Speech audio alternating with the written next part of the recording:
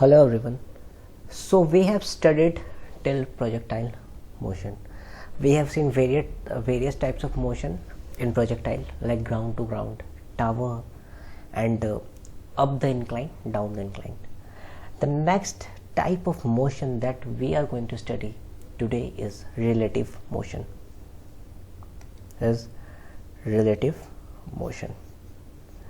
So what do you understand by relative motion? So जैसे कि मैं पहले लेक्चर से बोल रहा हूँ सबको, फिजिक्स में जो भी टर्मिनोलॉजी यूज हो रहा है उसका मतलब उस पर्टिकुलर टर्म में है relative motion. It means we are relating the motion. दो मोशंस को रिलेट कर रहा है. मतलब क्या है, देखो वो समझते हैं. अगर मान लो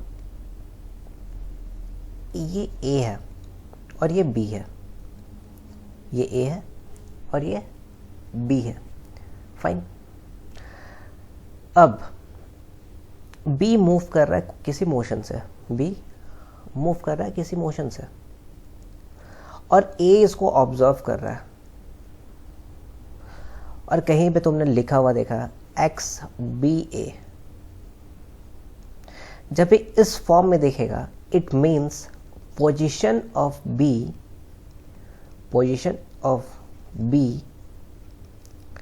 विथ रेस्पेक्ट टू ए. थोड़ा और डेप्थ में समझते हैं इसको.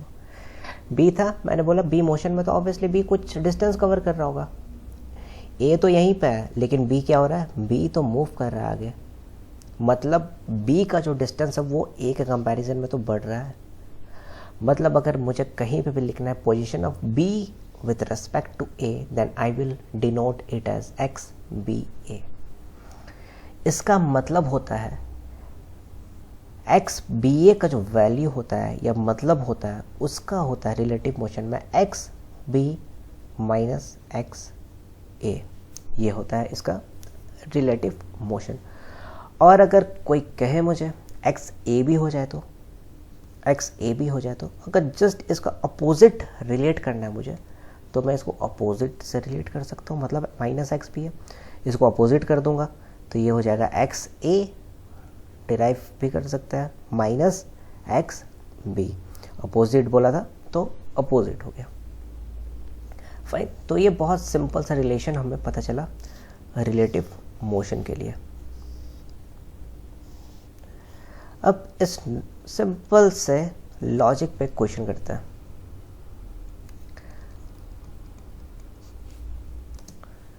मान लो यहाँ पे ये है पॉइंट O, यहाँ पे एक इंसान है, फाइन, जो A पॉइंट पे है. यहाँ पे I have another guy who is at point B, and I am telling that the distance from point O to A is 4 and the distance of point O till B is 10. So I need to find XBA, that is position of B with respect to A. So इसका मतलब क्या है, ये जो 4 है इसका मतलब क्या है, इसका मतलब है पोजीशन ऑफ A है 4 i कैप, और वैसे ही अगर मैं पोजीशन ऑफ B लिखूँ तो वो है 10 i कैप. अब इजीली फाइंड कर सकते हैं XBA का जो वैल्यू होगा वो होगा XB minus XA, that is 10 i cap minus 4 i cap, that comes out to be 6 i cap. Clear. और अगर इसी क्वेश्चन में कोई मुझे कह जाए कि अपोजिट फाइंड करना है मुझे, तो कुछ नहीं करना है, बस इसका अपोजिट करना है. You don't need to do XA minus XB. क्यों ज़रूरत है इसका, जब इसका अपोजिट बोल रहा है तो मैं डायरेक्टली माइनस ऑफ XBA कर दूंगा, तो मेरे पास आ जाएगा माइनस 6 i कैप. क्योंकि एग्जामिनेशन में इतना टाइम नहीं रहता है. अगर डायरेक्टली कोई रिजल्ट आया हुआ है तो हमेशा ट्राई करो उससे ईजिएस्ट वे में सोल्यूशन निकल जाए, डायरेक्टली निकल जाए solution. Next heading is relative velocity. Distance का बात कर लिया, अब वेलोसिटी देखते हैं क्या होता है. रिलेटिव वेलोसिटी क्या होता है. रिलेटिव वेलोसिटी होता है rate of change of relative position with respect to time. समझो, इस मतलब को समझो। अगर जब मेरे पास नॉर्मल वेलोसिटी था, जब नॉर्मल सा वेलोसिटी था, तो position with respect to time था, नॉर्मल वेलोसिटी था, position with respect to time था। अब मैं वही अगर बोलूँ रिलेटिव वेलोसिटी है, तो रेट ऑफ चेंज ऑफ क्या हो जाएगा, relative position with respect to time. बात तो वही है, बस यहाँ पे रिलेटिव वर्ड लग गया, मतलब जो पोजीशन हम रिलेट कर रहे हैं उसके रेस्पेक्ट में टाइम होता है रिलेटिव वेलोसिटी। वापस से बता रहा हूँ, नॉर्मल वेलोसिटी था तो x/t था, रिलेटिव वेलोसिटी हो गया तो कुछ नहीं करना है, बस नॉर्मल सा जो पोजीशन था वो हो गया रिलेटिव पोजीशन। अब इसको डिनोट कैसे करता है, जैसे x_a_b था, सो इसको कैसे डिनोट करेंगे, इसको डिनोट करेंगे v_a_b, मतलब velocity of a with respect to b। I hope it's fine। और इसको अगर मुझे लिखना है तो ये हो जाएगा va माइनस vb। समझ में आया, va माइनस vb, जैसा xa माइनस xb था वैसे ही va माइनस vb। देखिए क्वेश्चन करता हूँ। अगर मेरे पास क्वेश्चन है, मान लो ये कोई बॉडी है A जो कि मूव कर रहा है 5 मीटर पर सेकेंड से, दूसरा बॉडी है B जो कि मूव कर रहा है 10 मीटर पर सेकेंड से। Fine, it is told us to find VAB and VBA।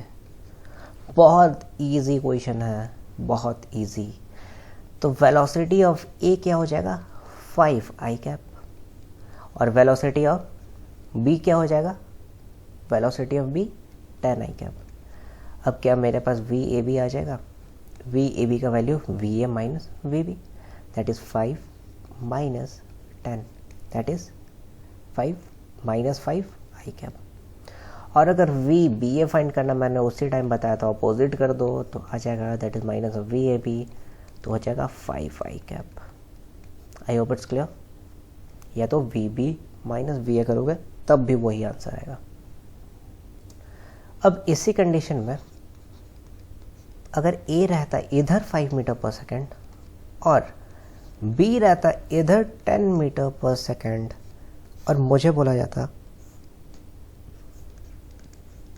Find VAB, तो क्या होता, कुछ नहीं होता, सिंपल सा बात है, VA 5i कैप रहता और यहाँ पे VB जो है वो अपोजिट डायरेक्शन में है, तो क्या होगा माइनस 10i कैप। फॉर्मूला तो अब वही लगेगा जो VAB के लिए था, मतलब VA minus VB is equals to क्या हो जाएगा 5 माइनस माइनस ऑफ 10, तो हो गया 15i कैप। फाइन, एक और क्वेश्चन देखते हैं, थोड़ा अलग क्वेश्चन है, देखो कैसे होगा। मान लो मेरे पास क्वेश्चन है, इट्स गिवन दैट दो ट्रेन्स है, राइट। एक है ट्रेन A जो जा रहा है 20 मीटर पर सेकंड से इधर, और दूसरा है मेरे पास ट्रेन B जो कि इधर जा रहा है 15 मीटर पर सेकंड से। मुझे फाइंड करना है time taken by the train to completely cross each other,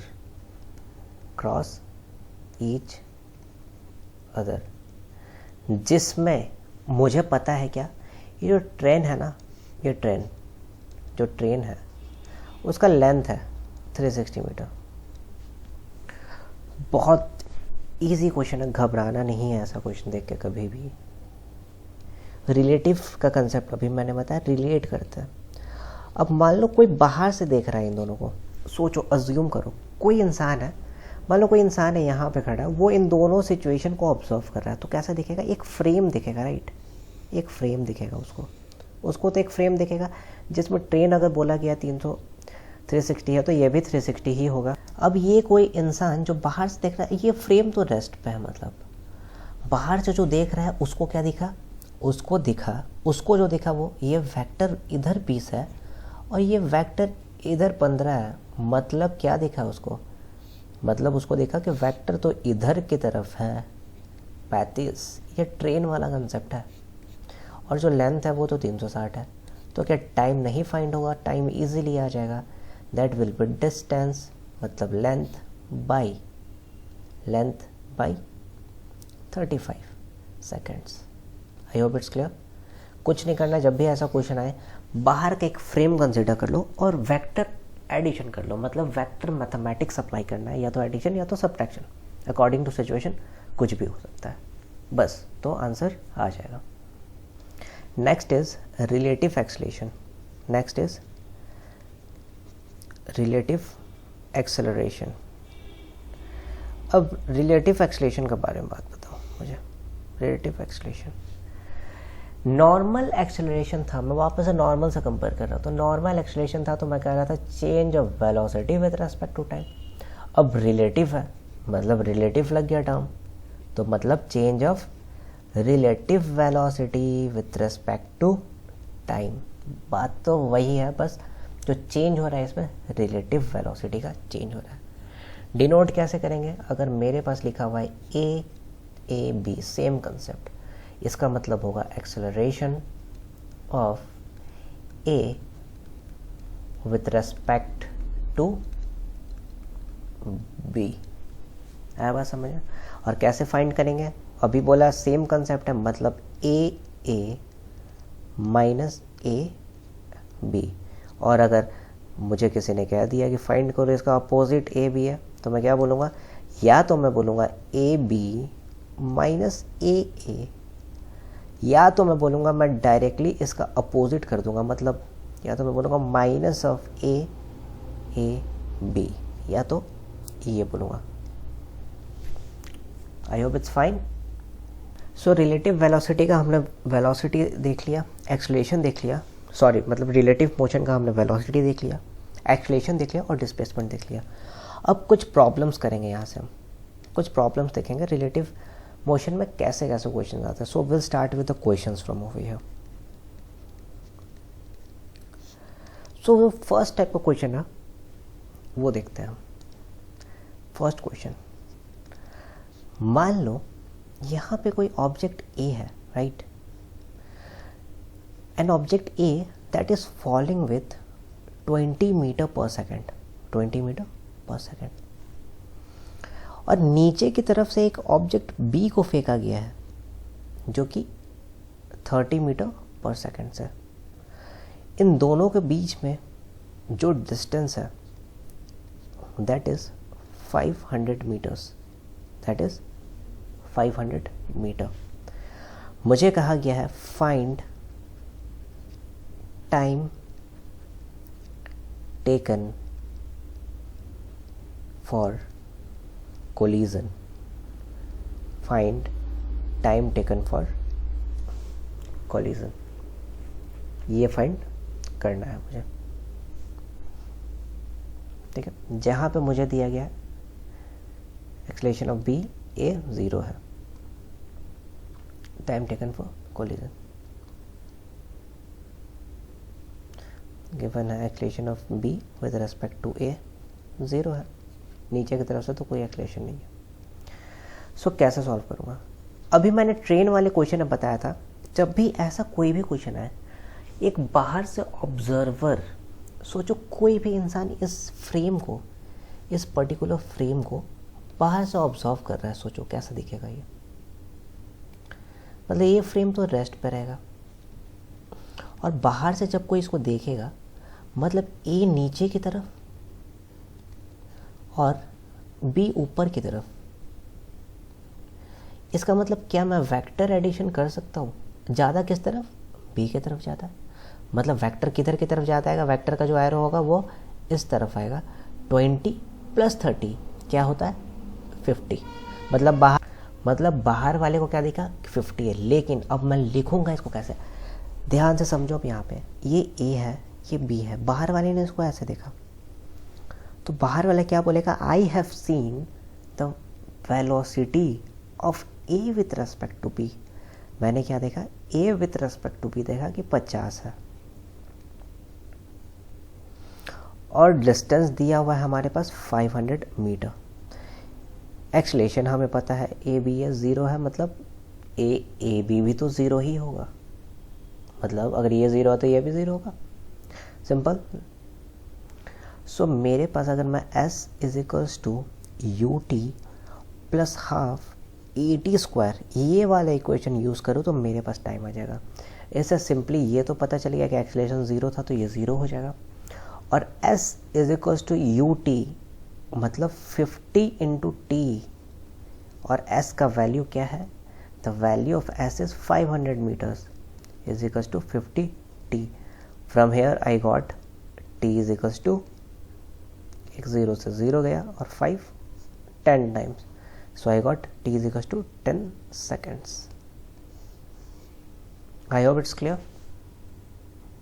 next type का जो क्वेश्चन होता है वो होता है लिफ्ट का क्वेश्चंस।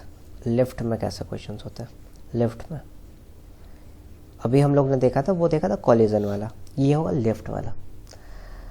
मान लो एक लिफ्ट है, एक लिफ्ट है,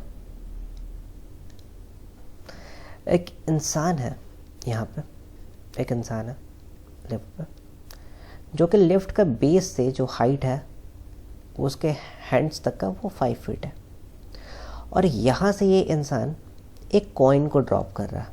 फाइन, कॉइन को ड्रॉप कर रहा है, कॉइन यहाँ पे आके गिर रहा है कहीं पे, ये कॉइन है। लिफ्ट का जो एक्सलेशन है, लिफ्ट नीचे की तरफ जा रहा है ए से,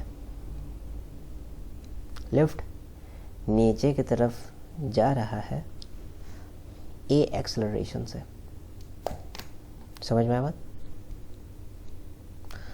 अब मुझे फाइंड करना है, find if the coin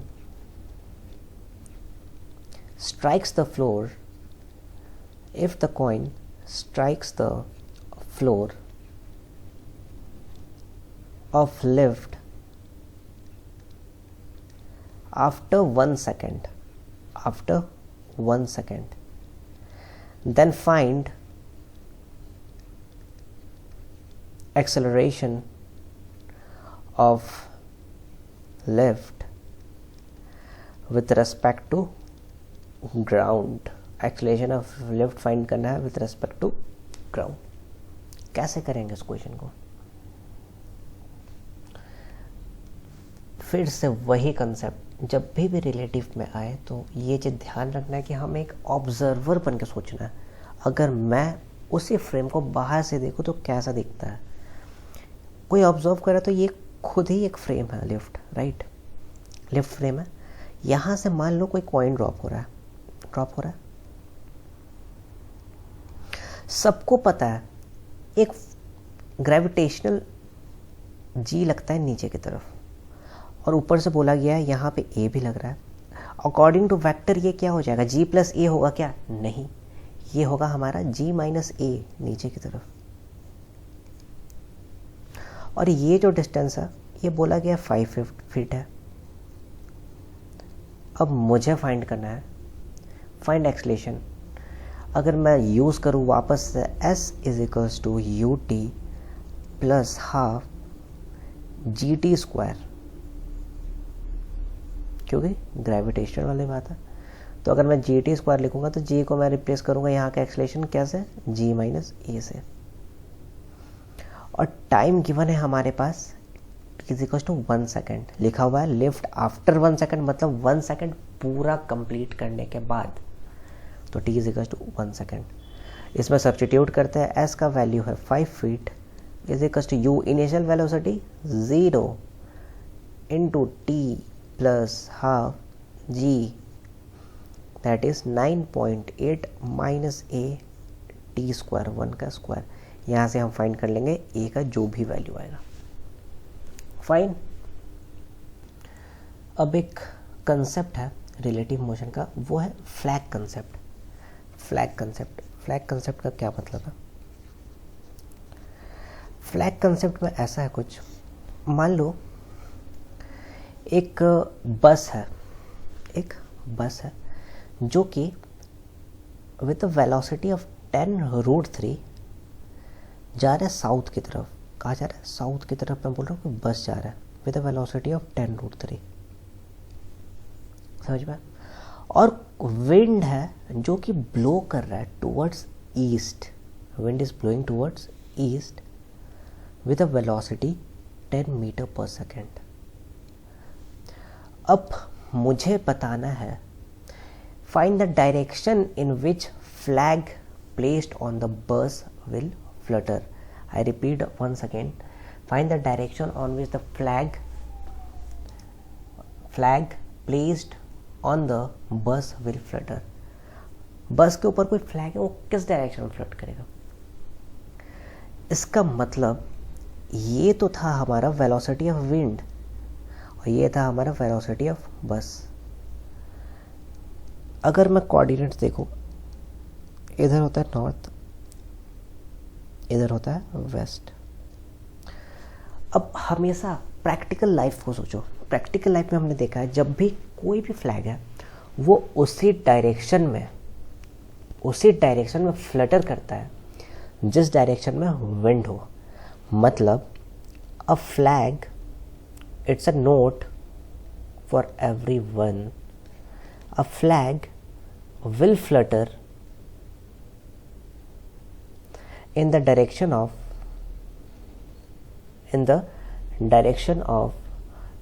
wind with respect to flag।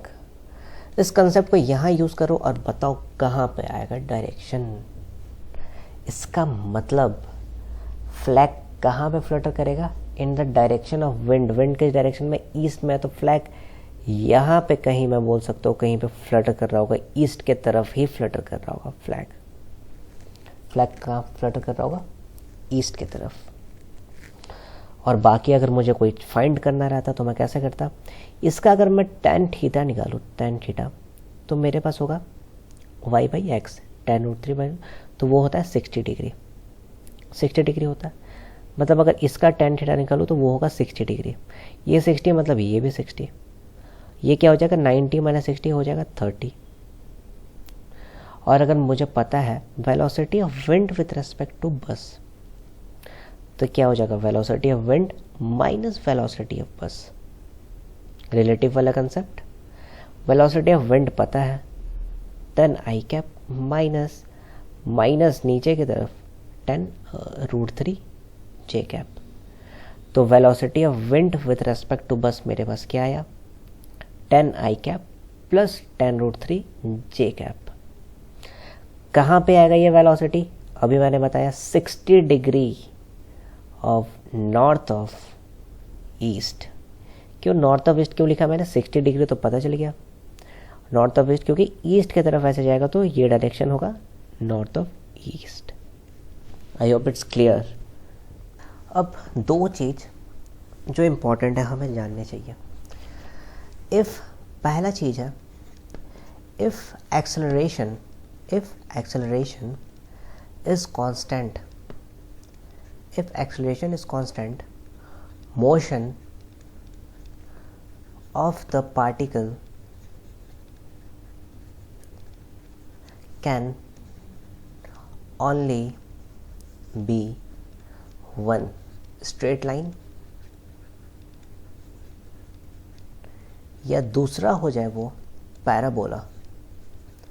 अगर एक्सेलरेशन कांस्टेंट है तो जो पार्टिकल का मोशन है वो या तो स्ट्रेट लाइन होगा या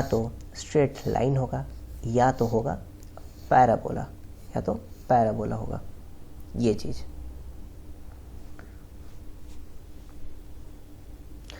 अब मोशन के बारे में बात कर रहे हैं।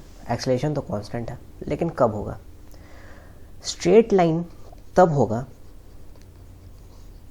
स्ट्रेट लाइन के लिए,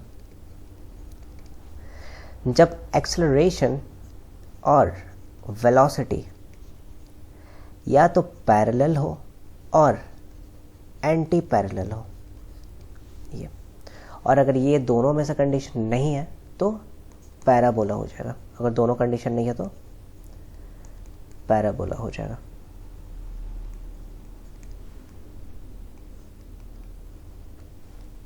next heading is river problem. एक दूसरा टाइप का जो प्रॉब्लम है वो होता है रिवर प्रॉब्लम। रिवर प्रॉब्लम, अगर मैंने लिखा velocity of man with respect to river, इसका मतलब हो जाएगा velocity of man minus velocity of river. किसके अकॉर्डिंग हो जाएगा ये? रिलेटिव मोशन के अकॉर्डिंग, जो स्टार्टिंग में बताया था मैंने। या तो अगर मैं vm लिखूं वेलोसिटी ऑफ मैन, तो ये हो जाएगा VMR, मतलब velocity of man with respect to river plus velocity of river. तो अगर किसी इंसान का वेलोसिटी फाइंड करना है तो velocity of man with respect to river में ऐड कर देंगे वेलोसिटी ऑफ रिवर। और ये जो इंसान का है man with respect to river है, ये स्टिल वाटर के लिए है। जब वाटर का फ्लो नहीं है तो नॉर्मली। अब दो कंडीशन होता है, एक डाउन स्ट्रीम एक अप स्ट्रीम। सबने सुना होगा दो कंडीशन होता है, एक डाउन स्ट्रीम और एक अप स्ट्रीम है। जब भी ऐसा आए अगर डाउन स्ट्रीम बोला गया हो क्वेश्चन में बोला गया हो कि डाउन स्ट्रीम के बारे में बात किया गया हो, उसका जो टाइम पीरियड होता है, time period of downstream, वो होता है डी, जो कि डिस्टेंस है, by v plus u. D by v plus u. क्यों होगा वी प्लस यू? समझाते हैं इसको। अगर मान लो ये velocity of man with respect to river है, जिसका वेलोसिटी है v, और ये है वेलोसिटी ऑफ रिवर जिसका वेलोसिटी है u, तो अगर मैं वेक्टर एडिशन से देखूं तो मुझे तो वेलोसिटी ऑफ मैन मिल जाएगा v प्लस यू। तो टाइम क्या हो जाएगा? डिस्टेंस बाई ये। और वैसे ही अगर अपस्ट्रीम है कहीं पे भी, तो जो टाइम टेकन होता है वो होता है d by v minus u. Upstream के लिए d by v minus u और डाउन स्ट्रीम के लिए d by v plus u. So अगर कहीं पे मुझे फाइंड करना हो टोटल टाइम, तो उसका वैल्यू क्या हो जाएगा? उसका वैल्यू हो जाएगा डाउन स्ट्रीम प्लस अपस्ट्रीम। इसका मतलब d by v plus u plus d by v minus u, ये हो जाएगा। सो इसका मतलब हो गया, अगर मैं इसको सॉल्व करूं, LCM आ जाएगा v प्लस यू और v माइनस यू। यहाँ आ जाएगा d v minus u plus d v plus u. इसको अगर मैं फर्दर सिंप्लीफाई करूँ तो I will get 2dv by v square minus u square, a plus b और a माइनस बी का रिलेशन। सो ये होगा टोटल टाइम। अब कुछ क्वेश्चंस करते हैं रिवर प्रॉब्लम पे। एक क्वेश्चन करते हैं इस पे। मान लो यहाँ पे velocity of man with respect to river है ये v, फाइन, और वेलोसिटी ऑफ रिवर दिया हुआ है, वेलोसिटी ऑफ रिवर है u at an angle theta, ठीक है। और जो डिस्टेंस है, यह बैंक है, यहाँ पे बैंक होगा कहीं पे कुछ, ये जो डिस्टेंस है रिवर से यहाँ पे, यह है w, फाइन। मुझे फाइंड करना है, find net velocity of man with respect to ground. और दूसरा चीज जो मुझे फाइंड करना है वो है find time taken to cross the river, time taken to cross the river. तो पहला क्वेश्चन देखते हैं। ये इसका जो थीटा है, इसका तो कंपोनेंट होगा, पहले कंपोनेंट्स होगा, तो कंपोनेंट्स क्या होगा? एक कंपोनेंट जो आएगा वो होगा v cos थीटा, थीटा के रेस्पेक्ट में, और एक कंपोनेंट जो आएगा वो आएगा v sin थीटा। किसी को अगर कंपोनेंट्स में कोई प्रॉब्लम है तो मैं बता देता हूँ क्या कंपोनेंट्स कैसे करते हैं फिजिक्स में। टूवर्ड्स थीटा, थीटा से जो जुड़ा हुआ है वो हमेशा कॉस होता है, और अपोजिट रहेगा तो साइन होगा। अब मैंने अभी बताया था VMR, velocity of man with respect to river, में क्या हो जाएगा, ऐड हो जाता है रिवर का मैन वाले में। तो यहाँ पे जो मेरे पास टोटल आएगा वो होगा v cos theta plus u, right, ये होगा। सो अगर मुझे टाइम फाइंड करना है तो टाइम तो मेरे लिए इजी है, डिस्टेंस तो टोटल w है, by velocity with respect to ground है मेरे पास v cos theta plus u, v cos theta plus u। और अगर मुझे मिनिमम टाइम फाइंड करना है, minimum time, for minimum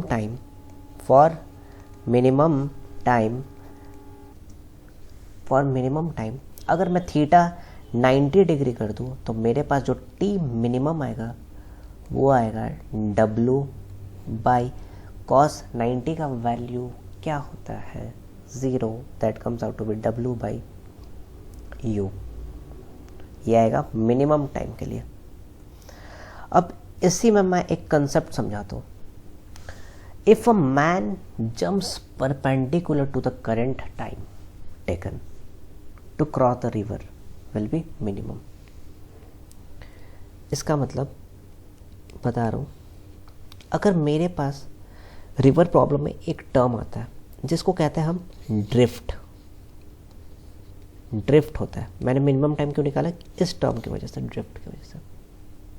drift क्या होता है, ड्रिफ्ट का मतलब होता है अगर इंसान, if a man jumps perpendicular to the current time taken to cross the river, अगर कोई इंसान परपेंडिकुलर वे में जंप कर रहा है जो रिवर का फ्लो है और करंट टाइम टेकन है उस पर, तो वो होता है ड्रिफ्ट।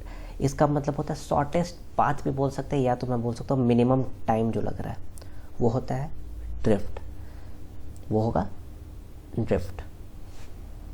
सो अगर कभी भी मिनिमम टाइम का बात हो तो हम कहेंगे the man should jump perpendicular to the flow. तो हम बोलेंगे कि टी मिनिमम आ जाएगा, मिनिमम टाइम आएगा। अभी यहाँ पे बताया था थीटा 0 कर दिया था तो मिनिमम टाइम आया था, इसी को कहते हैं ड्रिफ्ट, इसी को कहते हैं ड्रिफ्ट। तो ये ड्रिफ्ट का कंडीशन है। अब ड्रिफ्ट अगर निकालना है तो बेसिकली क्या मतलब हुआ इसका, ये जो टर्म है ड्रिफ्ट, मैं बोलना क्या चाह रहा हूँ यहाँ से, कभी भी मिनिमम टाइम में अगर कोई कुछ हो रहा है, मिनिमम टाइम पे कुछ हो रहा है, तो मैं बोल रहा हूँ वो ड्रिफ्ट है। अगर मतलब, या तो मैं बोल सकता हूँ वो एक शॉर्टेस्ट पाथ है, एक शॉर्टेस्ट पाथ है, वो एक शॉर्टेस्ट पाथ है। तो मतलब अगर मुझे ड्रिफ्ट निकालना है इस कंडीशन में, ड्रिफ्ट निकालना है मुझे इस कंडीशन में, तो कैसे निकालेंगे ड्रिफ्ट। तो अगर मुझे ड्रिफ्ट निकालना है इस कंडीशन में तो मैं लिखूंगा minimum time is equal to shortest path, कुछ भी शॉर्टेस्ट पाथ, मतलब time is equal to distance by velocity. Velocity कौन सा आएगा, वेलोसिटी ये वाला जो फ्लो है, अभी मैंने बताया परपेंडिकुलर टू द फ्लो, तो होगा v cos theta plus u। Minimum time था w by v sin theta is equal to x by v cos theta plus u। यहाँ से हम x के लिए सॉल्व करेंगे तो ड्रिफ्ट आ जाएगा हमारे पास। यहाँ से अगर हम x के लिए सॉल्व करेंगे तो ड्रिफ्ट आ जाएगा।